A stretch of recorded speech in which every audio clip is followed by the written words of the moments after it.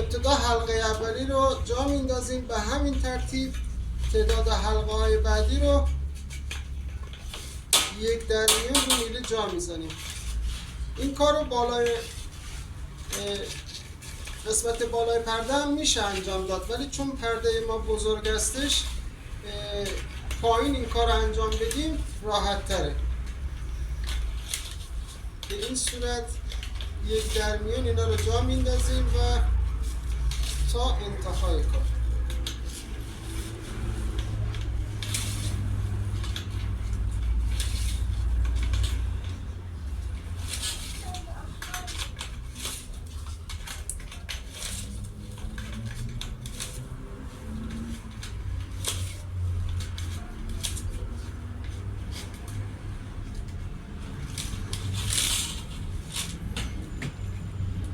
ابتدای پرده و انتهای پرده اون باید هر دو به سمت داخل باشه. میریم بالا، اینو جا بذاریم روی قسمت پایه های پرده.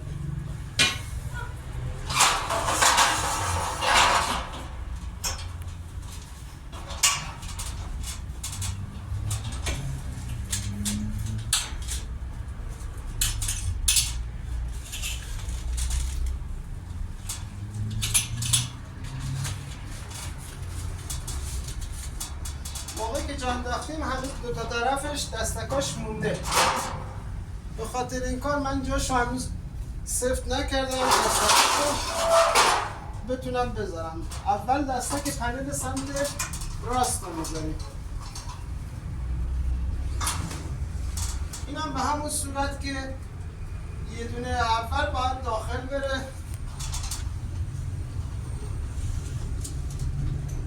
به این صورت 1/1 میره داخل.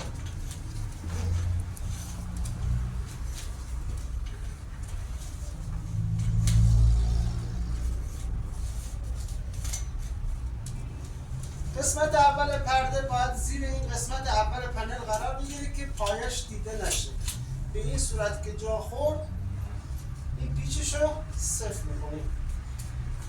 اینجوری دیگه این پایه‌ای که قسمت بسته شده دیده نمیشه و نمای پرده شیک‌تر میشه.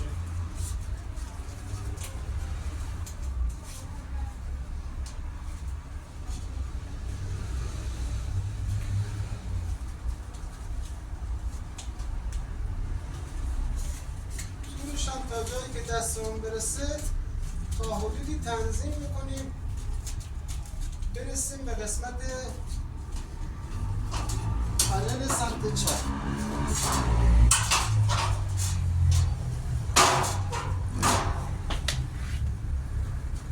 قسمت چپ پنل هم جا میزنیم.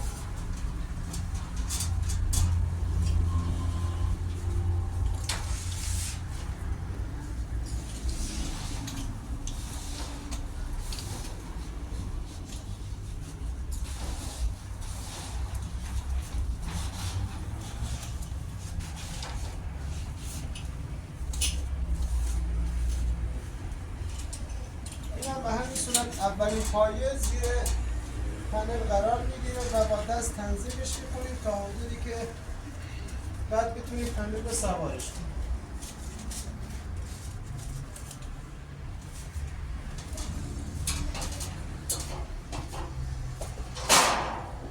ما 2 تا نخ داریم که باید سرتای پنل ها رو ببندیم که موقعی که پنل رو به حالت کوزه‌ای در میاریم بتونیم با این نخ محکمش کنیم.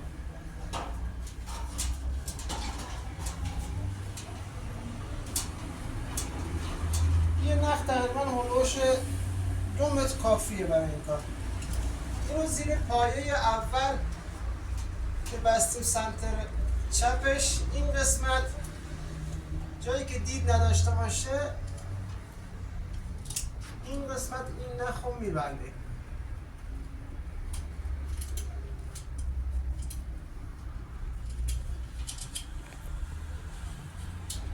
و میکشیم پایین. این قسمت هم به همین ترتیب این نخ رو میبندیم. دقیقا قسمت اولین چین پلیسمون میشه. این قسمت زیر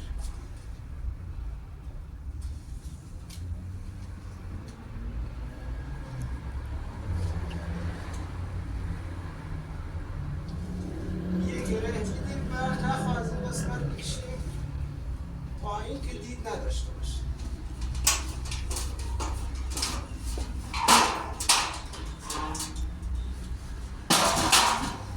این نخو برای این کشیدیم پایین که ما بخوام این حالت پردهمون که بزرگ هستش بخوام به صورت پنل در بیاریم.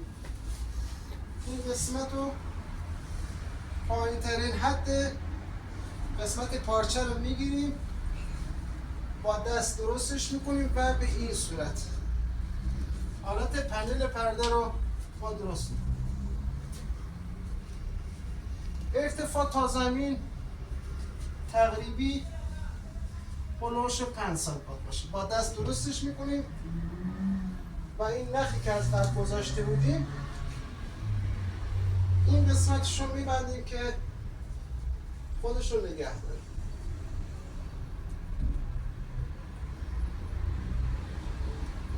و اینو میدیم پشت.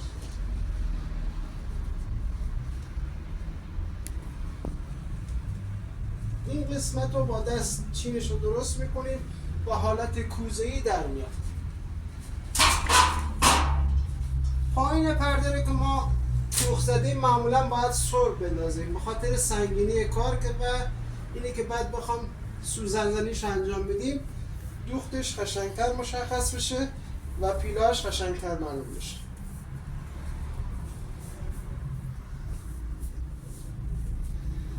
من این کار رو انجام میدم، با هم ادامه کار رو میبینیم.